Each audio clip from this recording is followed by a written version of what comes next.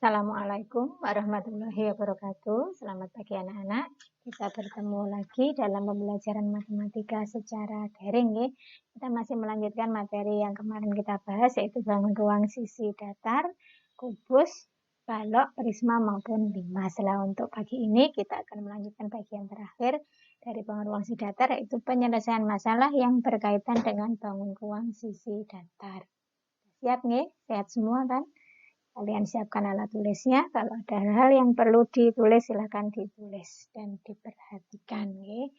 Tujuan pembelajaran kita kali ini adalah nanti setelah kalian mempelajari materi, diharapkan kalian bisa menyelesaikan permasalahan yang terkait dengan kubus dan balok maupun menyelesaikan permasalahan yang terkait dengan prisma dan limas. Nah, untuk bisa menyelesaikan permasalahan, tentu saja kita harus mengingat materi-materi yang kemarin sudah kita pelajari, nggih, mulai dari kubus dan balok.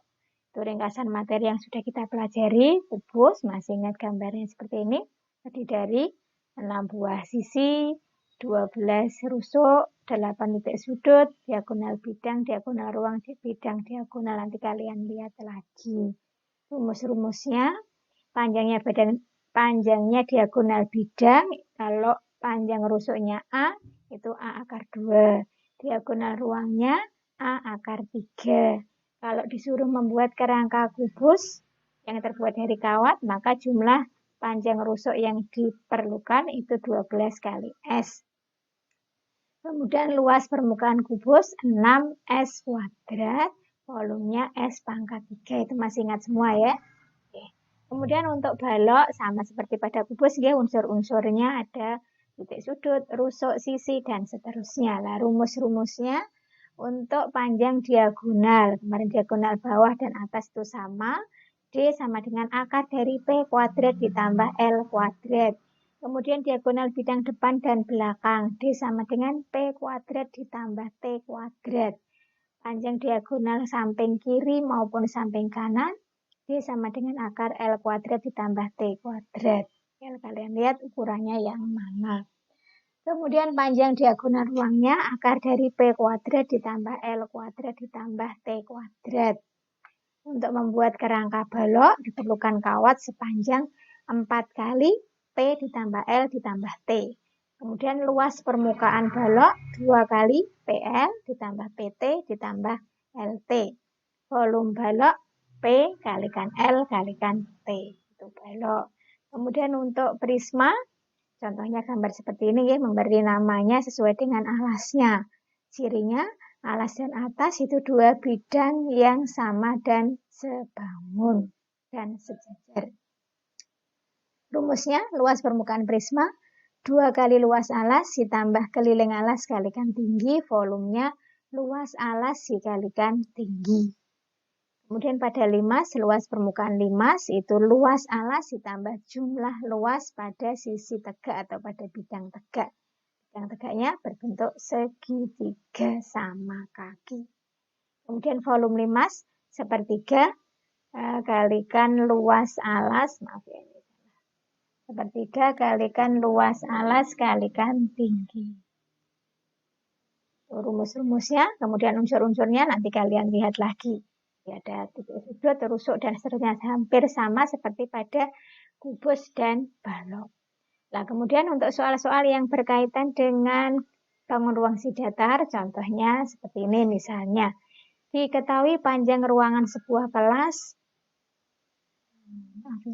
yang ini dulu soal-soalnya. Misalnya diketahui panjang, lebar, dan tinggi suatu balok itu perbandingannya 4 banding 3 dibanding 2. Hitunglah ukuran balok tersebut jika luas permukaannya 468. Kalau kita mengerjakan soal yang ada kaitannya dengan perbandingan, itu biasanya cara yang paling mudah dimisalkan. Jadi kalau P banding L banding T itu 4 dibanding 3 dibanding 2, kalau misalnya panjangnya 4, otomatis lebarnya 3, tingginya 2. Kalau panjangnya 8, ini kalikan 26, sini 4. Berarti kalau panjangnya itu 4A, lebarnya 3A, tingginya 2A. Jadi kita misalkan seperti ini, 4 dikalikan A dan seterusnya. Itu permisalannya. Kemudian yang diketahui luas permukaan balok. Kita tulis rumusnya 2 kali PL ditambah PT ditambah LT. Luas permukaan baloknya sudah diketahui 468. Berarti 468 sama dengan 2 dikalikan PL. 4A kalikan 3A. PT 4A kalikan 2A. LT 3A kalikan 2A. Ini 12A kuadrat. Ini 8A kuadrat. Ini 6A kuadrat. Kalau ditambahkan 26A kuadrat. Kalikan 2. Berarti 468 sama dengan 52A kuadrat. Sehingga kita dapatkan A kuadrat itu 468 dibagi 52 atau 9, nilai A-nya 3. Karena A-nya sudah ketemu 3, kita masukkan. Berarti ukuran balok panjangnya 4 kali 3, 12 cm. Lebarnya 3 kali 3, 9 cm. Tingginya 2 kali 3, 6 cm. Bisa ya? Jadi kuncinya di sini, di permisalan. Contoh yang lain, misalnya diketahui panjang sebuah ruangan kelas 8 meter, lebarnya 7 meter, tingginya 3,5 meter. Jika setiap siswa memerlukan ruang udara ideal sebesar 6 meter persegi, berapakah banyaknya siswa yang dapat menempati ruangan tersebut? Ini berarti balok ya, balok P-nya ini, lebarnya ini, T-nya ini. Volume balok kembalikan PLT 8 kali 7 kali 3,5 196. Berarti volume udara yang ada di dalam ruangan tersebut 196 meter kubik. Ini kesalahan.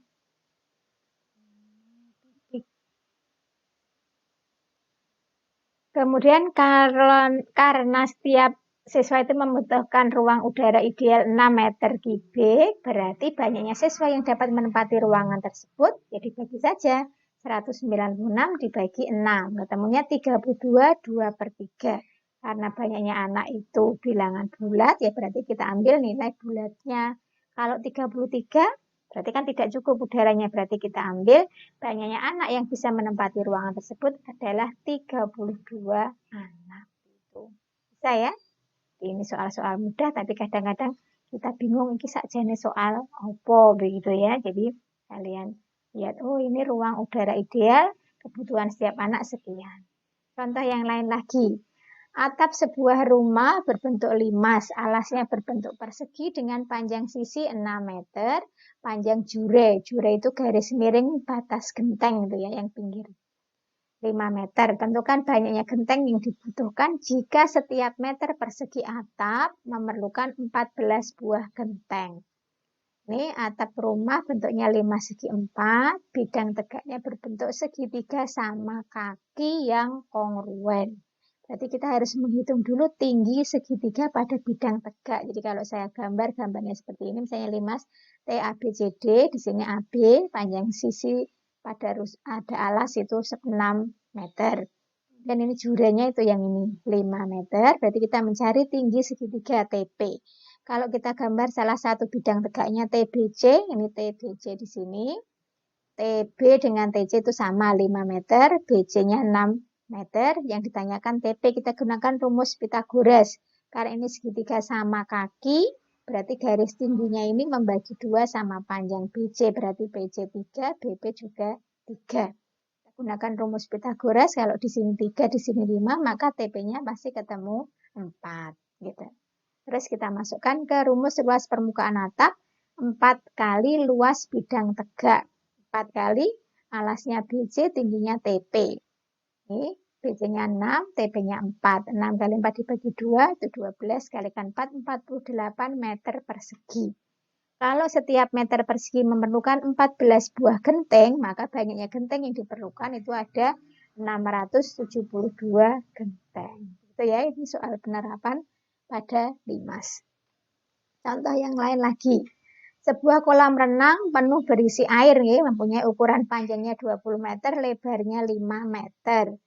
Kedalaman air pada ujung yang dangkal 1 meter dan terus menurun sampai 3 meter pada ujung yang paling dalam. Berapa literkah volume air dalam kolam tersebut? Jadi kalau dibuat sketsa kolamnya ini, bentuknya seperti ini, awas jangan tertipu gambar. Jadi ini prisma alasnya yang di sini yang sisinya kongruen ini ya. Berarti alasnya berbentuk trapesium. Kalau saya gambar alasnya yang ini.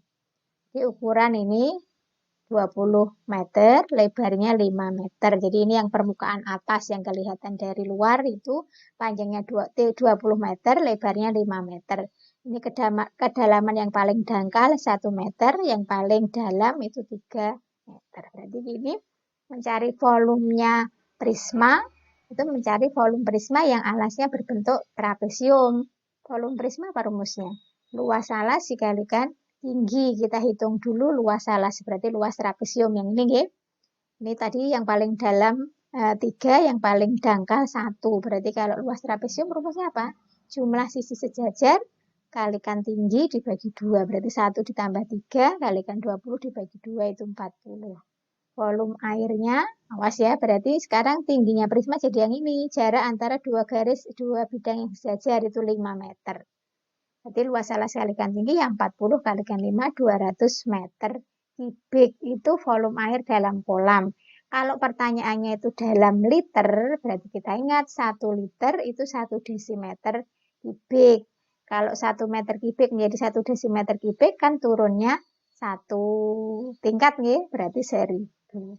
Maka 200 meter kubik itu sama dengan 200.000 liter air.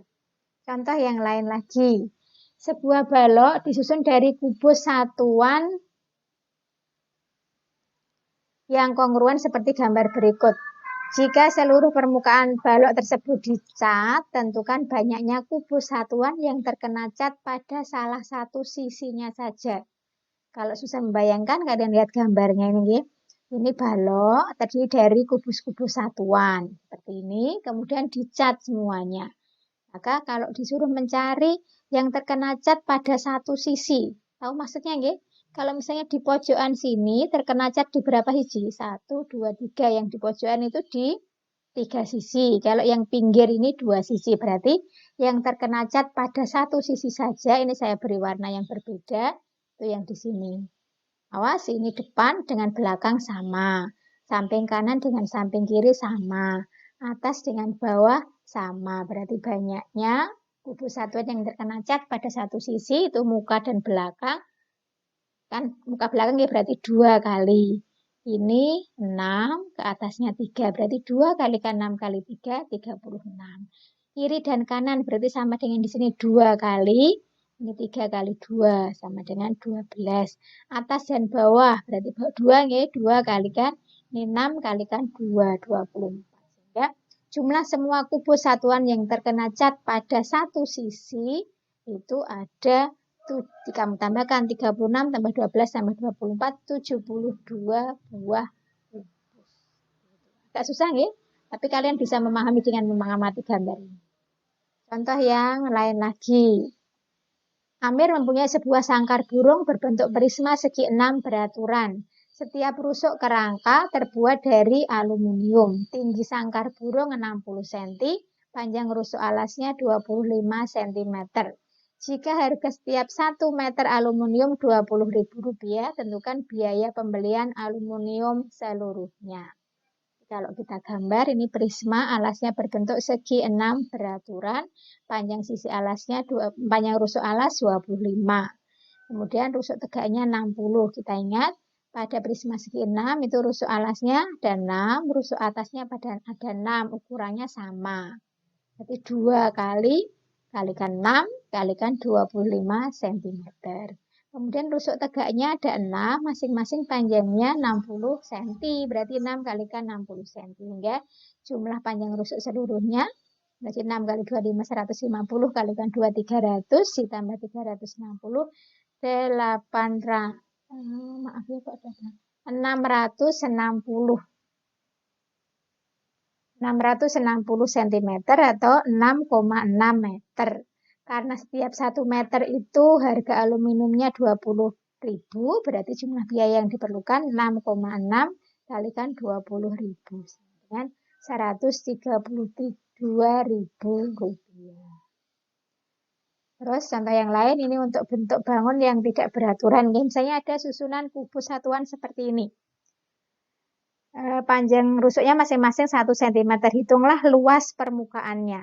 Kalau mencari luas permukaannya berarti kita menghitung yang kelihatan dari luar. Berarti ini banyaknya persegi pada permukaan atas itu ada berapa? 7 ditambah 6 ditambah 3. Tahu maksudnya? 7 tambah 6 tambah 3 ada 16.